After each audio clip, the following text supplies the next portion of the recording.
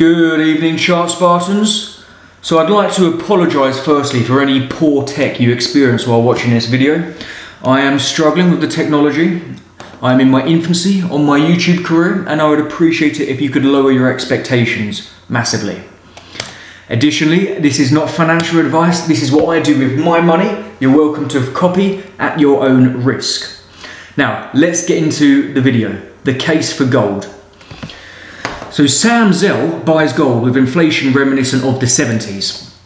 Sam Zell is a billionaire investor who's never bought gold in his life. Why would he now be buying gold? He thinks that the financial conditions and the economic environment is such that there is finally a case for gold, where there hasn't been one throughout his whole career. Now, similar to Sam, you've got people like Warren Buffett, who famously calls gold a pet rock, and a lot of the mainstream media like CNBC and Wall Street who hate the metal for reasons which I don't know.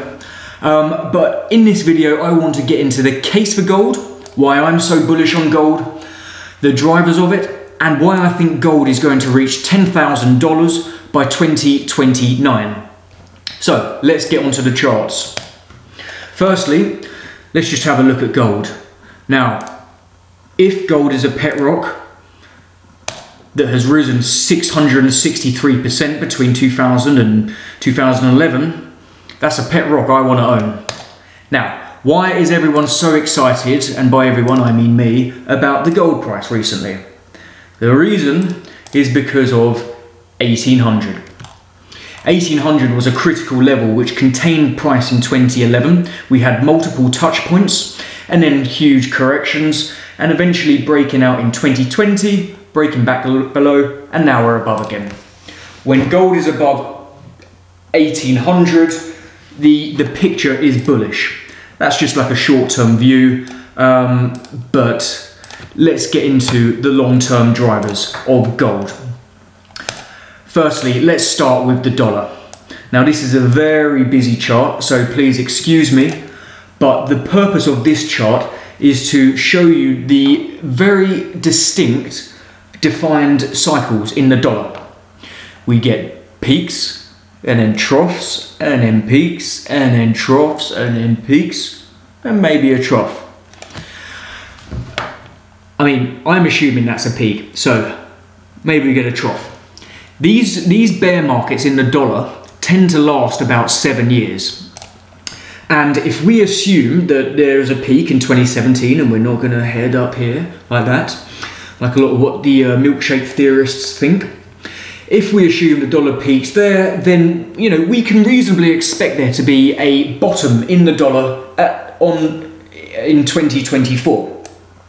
Now, the reason why this is important is because the dollar is a reserve asset. And as a reserve asset, it competes for your capital against gold. The dollar does not yield anything, and gold does not yield anything. If you were to take money out of the stock market, where are you going to leave it? Well, it's going to be in cash. You take money out of the stock market, it's in cash. And as the reserve currency, most of the time that's dollars. So you could have cash, or the alternative is you could have gold. If gold is doing well, generally the dollar's doing bad. If the dollar's doing well, generally gold is doing... I can't even remember what I last said on that sentence. But yeah, you understand, there's an inverse relationship between the dollar and gold. So when there's a dollar bear market, we should expect to see a lot of upward strength in gold and commodities. So that's the first part of the puzzle. It's not all of the puzzle, it's just a small component. Now, the next thing I would like to talk about is money supply. Gold is famous within the investing world and, with asset managers as maintaining its purchasing power. Essentially, over the long run, gold equals inflation. We do have, there is an increase in the supply of gold every year. Normally it's about 1.6%, and that's the gold that's getting brought out of the ground by the mining companies. The rate of increase in the gold supply is actually decreasing. because we've used up a lot of the easily accessible gold, and it's getting increasingly difficult to pull gold out of the ground. Excuse me, I've got hiccups. Inflation over the long run generally tends to be about 1.6% to 2%. So you can see how, over the long run, I'm talking about 40, 50, 60, 70 years, the gold price equals inflation. Gold matches inflation. So let's have a look at what the money supply has done. I'm using the US money supply because the dollar is the reserve currency, so it's the most important one to track. As we can see, 1980 was when we had that really big peak in gold, but as you can see, the money supply is always going up until you hit a point in 2008 when it shoots up. That might not look like much on the chart, but the reason is, but if you were there at the time, in 2008, you'd look at that and you'd be like, oh, the money supply is going parabolic. Knowing what we know now, it just continues to go parabolic. This is the 2020 coronavirus liquidity injection, when the Federal Reserve printed a huge amount of money to buy up assets, bonds and stocks, and they increased their balance sheet, and as a result, the money supply basically went to the moon. Now, if we have a look at the top, we might think, oh, is money supply peaking? Maybe it's slowing down a little bit, but we know through history that whenever the money supply drops a little bit, assets like gold and sorry, excuse me, I would have plugged my charger in.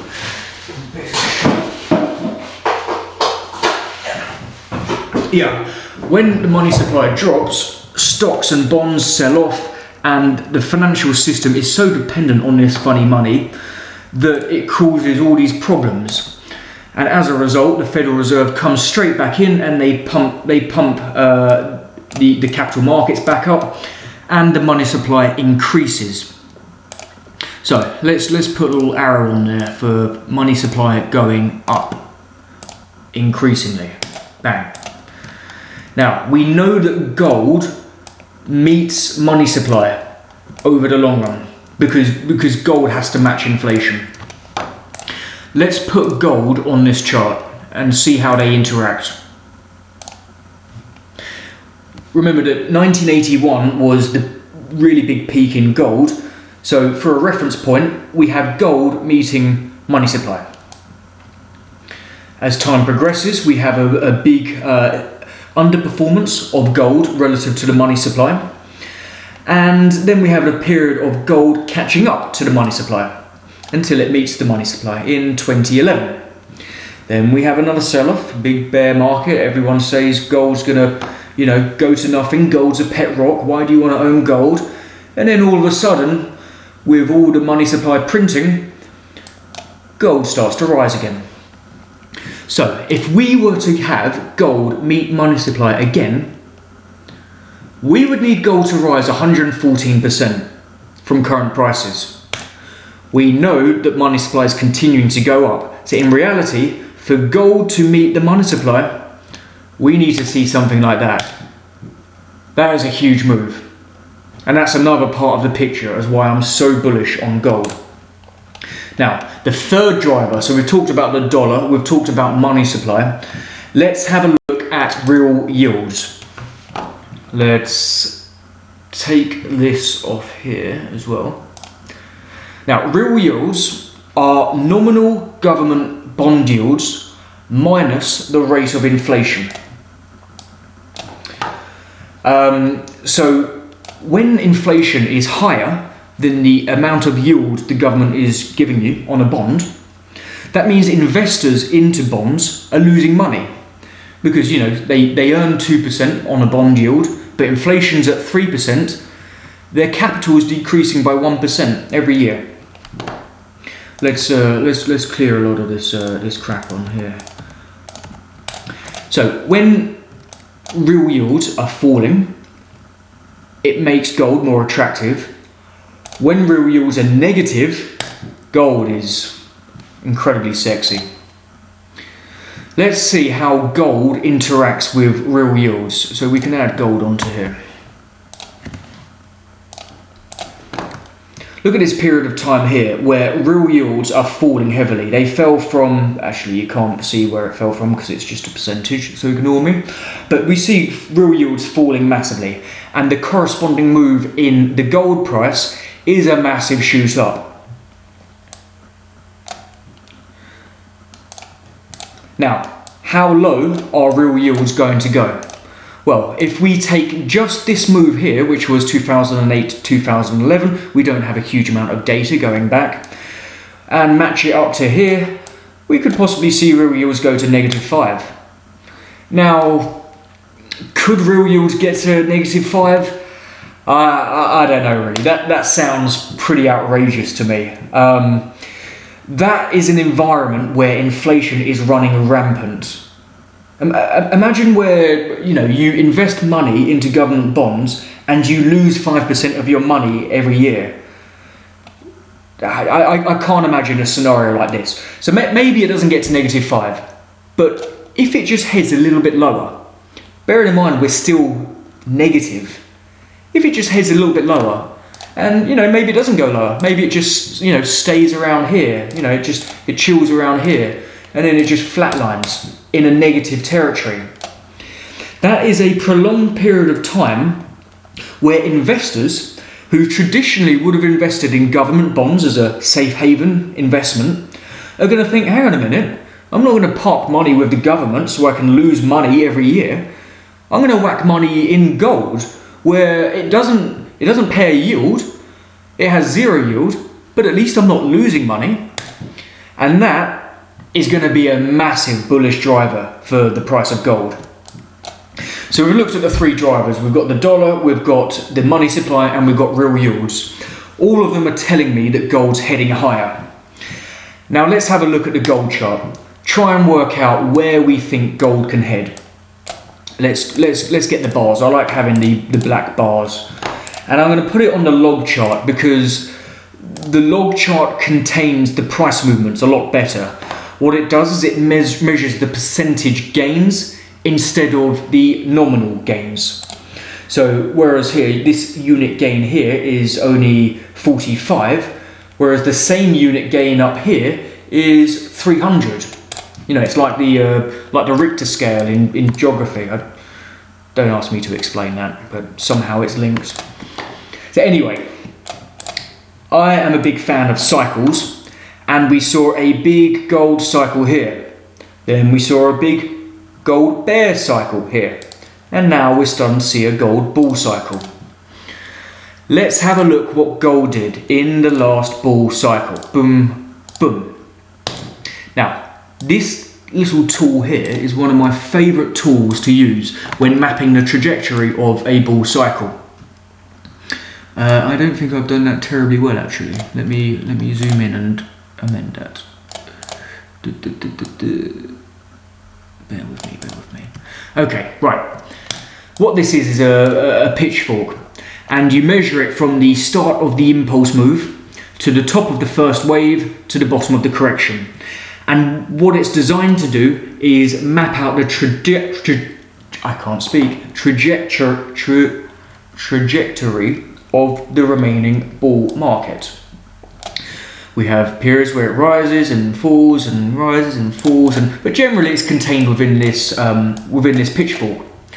Now let's add a momentum indicator on here. I have a relative strength indicator here, and what this does is it measures when price momentum is reaching extreme overbought and extreme oversold levels. Now let's measure on the RSI 80. Now I'll show you why. When gold becomes overbought, a measurement of 80 on the RSI, and if you have a look and gold reaches the upper level on the upper rail on the pitchfork, that is a sell signal, and then gold falls, and then the RSI falls, and then gold rises, and then the RSI rises. and then the price goes above the upper rail of the pitchfork, and we get an overbought RSI, another sell signal, and then the price falls, and then it rises. So using the RSI and the pitchfork together, we can identify local tops across the arc of the bull cycle. You know, you might want to play this in taking a very large position at the start of a bull market that you're not going to sell until, you know, the end. But then trading maybe 20% of your position around these sell signals. That way you can keep the liquidity across the length of the bull market, maybe try and outperform the bull market. But even if you don't manage to outperform it, at least 80% of your investment is just tracking the bull market. That's certainly what I'm going to do anyway. Now, let's have a look at the current bull market. So we saw one bull market there, and now we're seeing the next bull market. Where can we expect price to go? So using our handy pitchfork, let's just make sure we've measured that correctly, a little bit lower. Here we have the trajectory of the next bull cycle in gold. Very, very exciting. Now, because I like looking at cycles, and I tend to think that cycles repeat in their similar durations. You know, history is not always a guide, but let's assume that it is for now. We see a gold bull market lasting 3,700 days. Great. Okay, let's see where we can expect the bull market to last this cycle. 3,700 days, near enough similar. And then if we have a look at a vertical line. So we see, okay, let me move this across. Okay, the end of the bull market is over here. We get 80 on the RSI. We're overextended on the pitchfork. That's where the bull market ended after 3,700 days. So with this bull market, after 3,700 days, we would expect to see an RSI at 80 over here. We would expect to see price overextended up here. Let's try and work out what that price would actually be. So if we track up to the top rail of the pitchfork, I mean, we're looking above 10,000. 10,000 is a conservative estimate for 2028, 2029. Wow. But we know here that the price actually extended past the pitchfork, so we could even see 15,000. 15,000 for an ounce of gold. And, you know, this is being conservative. Who knows what the Federal Reserve's going to do? Maybe they decide to just do endless helicopter money, just firing it into people's bank accounts and buying up every asset there is. I mean, it's pretty much what they're doing at the moment, but you know, who knows where this goes? It's not guaranteed. The Federal Reserve and the central banks could decide that they're never going to buy an asset again. If that's the case, God knows what's going to happen to the financial system. But I don't think that's the case. I think if we carry on the current trajectory, if we carry on with the current sort of dynamic with the central banks printing and buying assets, $10,000 on gold is a very conservative estimate for 2029. Now, to close, let's just have a look at how gold interacts with the stock market. Because Warren Buffett, I'm throwing a lot of shade on Warren Buffett today. Warren Buffett famously said that the yellow metal is no match for American metal. What does he mean by that? He means that the yellow metal, gold, is no match for stocks, American stocks. Okay, let's get this. What's going on here? Oh, it's the log chart. The log chart's mucking me up. Right, okay. So remember, 1980 was when gold had its massive peak. That was at the end of the inflation decade, which Sam Zell warns we are going into. If Sam Zell is warning we're going into an inflation decade like the 70s, we probably expect gold to finish off the decade at 2030, you know, back up here relative to the stock market. Now let's just give a bit of a background on this chart. This is gold divided by SPX. I like these ratio charts because they show the relative performance of two different assets or two different securities. When the ratio is increasing, it means gold is outperforming stocks. When the ratio is decreasing, it means stocks are outperforming gold. So we've had gold performing terribly well relative to stocks for the past 40 years. And this is what Warren Buffett is talking about, saying that the yellow metal is no match for American metal. But is past performance a guide to future returns? Usually not. So what was good in the past, stocks, might not be good in the future. So we've already seen gold perform really bad. We've got Sam Zell saying that inflation is coming this decade. We've got the dollar falling. We've got money supply increasing. We've got real yields negative and going lower. Is gold going to continue to underperform the stock market? Given that gold's primary role is the maintenance of purchasing power against inflation and increasing money supply? No, I don't think gold's going to underperform stocks. And look at this pattern here. This looks like one giant basing pattern, which is just getting ready to blow. Where can we expect the price to go? Well, to finish off the move by, what were we looking at? We were saying 2029, 2030, to finish the decade off. I would not be surprised to see a move like that, where gold significantly outperforms stocks. You know, everything is a cycle in markets.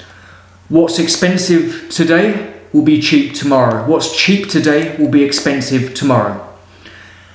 And what is cheap today? Well, gold is, relative to stocks. It's historically cheap. It's not the cheapest it's been in history. That was back in 2000 when we had the tech bubble. We had the high-flying tech stocks going ballistic. Any company with a .com in its name was selling for ridiculous multiples after its IPOs. And that was when gold was at its bottom as well, before its run. So that was when gold was the most undervalued relative to stocks. But we're pretty close to that today. And if you're a long-term investor, not someone who wants to make money over 6 months, but if you're a long-term investor who wants to park their capital in a safe harbour for the next 10 years, I can't think of a better place than gold. It's certainly what I'm going to be doing with my money. Not just gold, but the gold mining companies and silver and other things. But it's certainly where my capital is being allocated to, as opposed to the high-flying tech stocks. So let's see, where Warren Buffett was right the past 40 years, I don't think he's going to be right for much longer. So that draws to a conclusion the video. Good luck with your investing, and I'll catch you on the next one.